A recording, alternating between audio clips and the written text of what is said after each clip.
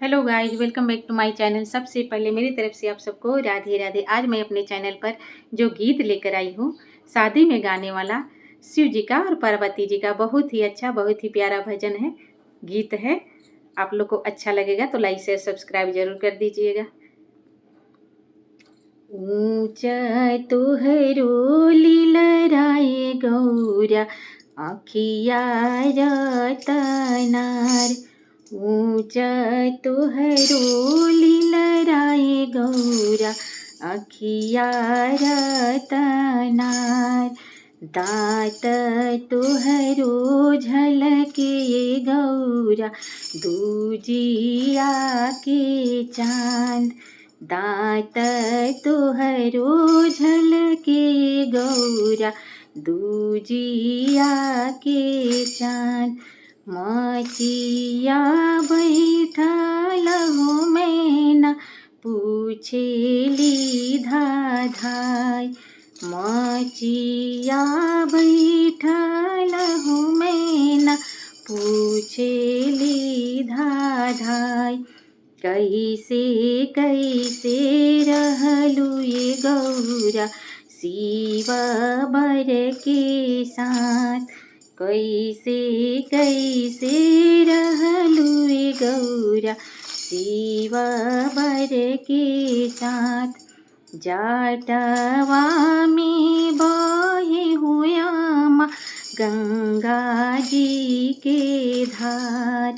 जाटवा में बहे हुआ गंगा जी के धार। गलवा में रहे हुआ सापावा के हार।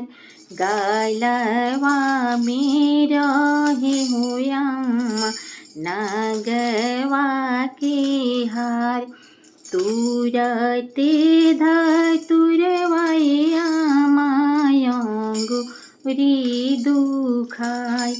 तुरते धतुरवाए अंगुरी हो दुखाय। भंगिया पीसत होयामा पहुँचा पीराय। भंगिया पीसत होयामा पहुँचा पीराय। बड़ी बड़ी विपत्तियाँ होयामा शिव बर के साथ। बड़ी बड़ी विपत्तियाँ होयामा शिव बर के साथ। अब का पूछत हो बारू भेदवा हो लगाय। अब का पूछत होयामा भेदवा हो लगाय। मैना मायरिया हो करे पापा जी से गोहार। मैना मायरिया हो करे पापा जी से गोहार।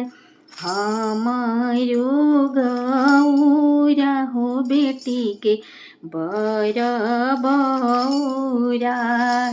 हमारो गौरा हो बेटी के बर बौरा।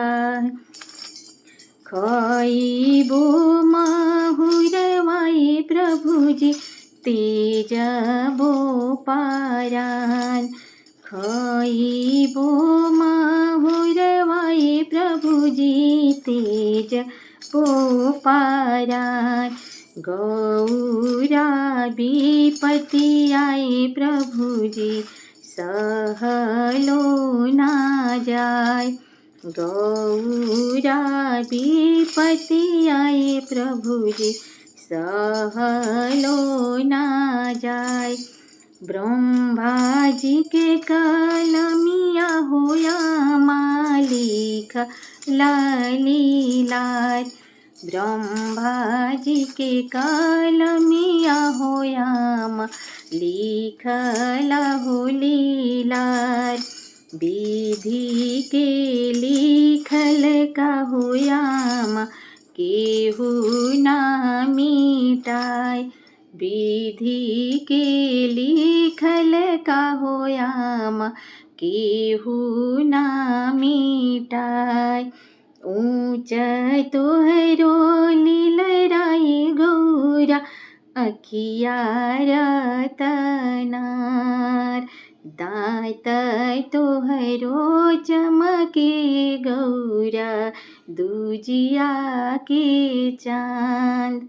अगर मेरा ये भोले जी का और पार्वती माता का शादी गीत अच्छा लगा होगा तो कमेंट में हर हर महादेव जरूर लिखिएगा। फिर मिलती हूँ अगले गीत में, तब तक मेरी तरफ से आप सबको राधे राधे।